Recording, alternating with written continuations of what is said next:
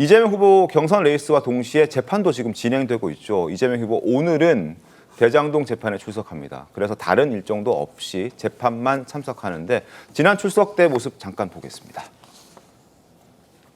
출마 선언은 첫 재판인데 한 말씀 부탁드립니다.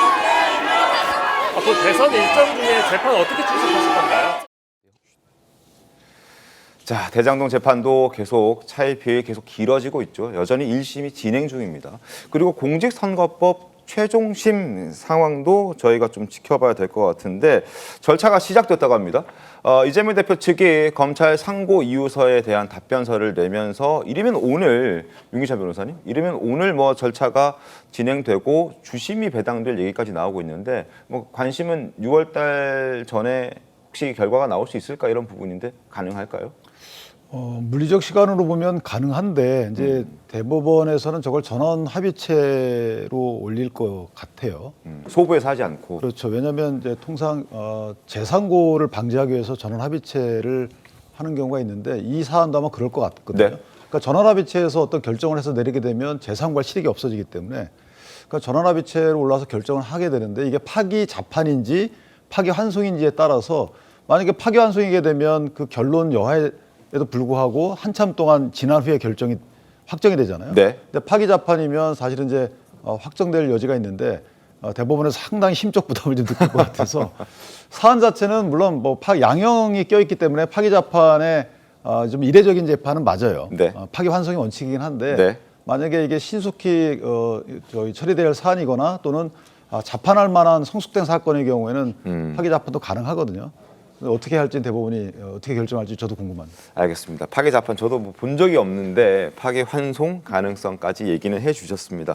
어쨌든 사법 리스크가 계속 살아있는 이재명 후보인데 그리고 이재명 후보가 자신의 재판에는 출석을 잘 하고 있긴 합니다만 증인으로 출석해야 하는 대장동 민간업자 재판은 5차례나 나가지 않았던 부분 저희도 말씀을 수차례 드렸고 시청자 여러분도 잘 알고 계시죠.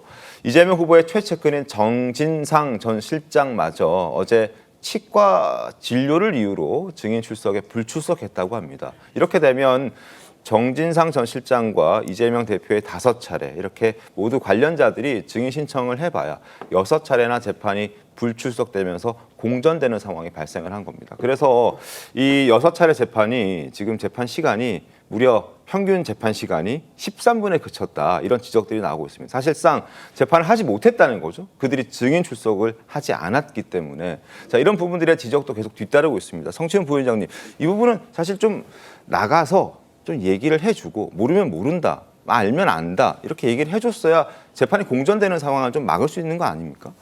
일단 뭐 정진상 전 실장의 불출석에 대해서 저희가 말씀드릴 필요는 없는 것 같고요. 네. 이재명 후보 같은 경우는 본인의 재판이 있고 그리고 여기 그 불출석 사유서도 제출을 했잖아요. 뭐 물론 앵커께서 말씀하신 것처럼 한 번 정도 나가서 불출석 사유서에도 사실 나가서 할 말이 없다, 아는 게 없다라는 네. 불출석 사유서를 냈기 때문에 나가서 한번 그 정도의 렉션을 해줬으면 조금 더 좋겠다라는 생각은 갖고 있습니다만 네. 지금 워낙 재판이 많고 지금 그 정치 일정도 많기 때문에 재판에 출석 왜냐하면 본인의 재판이라면은 아무리 그런 정치 일정이 많더라도 참석을 해야겠죠. 하지만 본인의 그 재판이 아닌 증인으로 출석하는 것인데 이렇게 바쁜 일정 속에서 굳이 내가 가서 답변할 필요가 없다는 것을 굳이 오프라인으로 대면으로 이야기를 해야겠느냐라는 불출석 사유서를 쓴 것이기 때문에 네. 그것이 정말 만약에 저는 그 재판장에서 아니면 검찰 측에서 이재명 전 대표가 나와야 되는 이유, 명확한 이유나 아니면은 혐의점을 완벽하게 지적을 해서 그걸 때문에 나올 수밖에 없는 상황을 만든 게 아니기 때문에 지금 안 나가도 되는 거라고 보거든요. 그렇기 때문에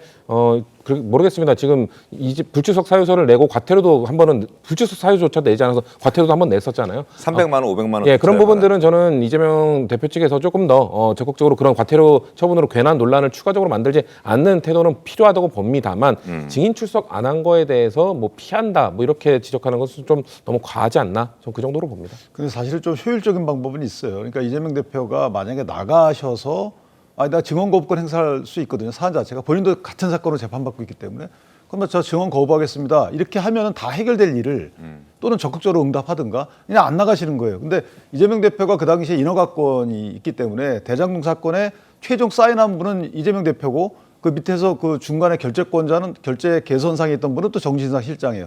근데 두 분이 다 안 나가니까 재판이 계속 공정되는 거죠. 그러니까 오히려 이것보다는 나가서 나 거부하겠습니다. 이렇게 하면 깔끔할 것을 정진상 실장마저도 21일 날 치과 치료 때문에 못 나간다 그러고 네. 25일 날도 그냥 못 나간다는 거예요. 네. 그러니까 28일 날 25일 날 재판 취소하고 28일 날 잡았는데 결국 뭐냐면 이게 시간이 끌린다는 거죠. 그래서 저 부분은 공인적 지위에 있거나 공인이시라면 나가서 나 이런 사유로 증언을 거부하겠습니다. 이렇게 해서 깔끔하게 끝내는 것이 조금 더 좀 합리적인 대응 아닐까라는 생각을 합니다. 생각이 좀 많이 차이가 납니다. 어쨌든 증인으로 나오라고 했을 때 수차례나 거부하는 부분, 그리고 그 거부한 이유가 사실 국민들이 납득하기 조금 쉽지 않은 부분들. 뭐 일반인 같으면은 치과 진료로 증인 출석을 거부할 수는 없지 않았을까라는 그런 의견들도 적진 않습니다.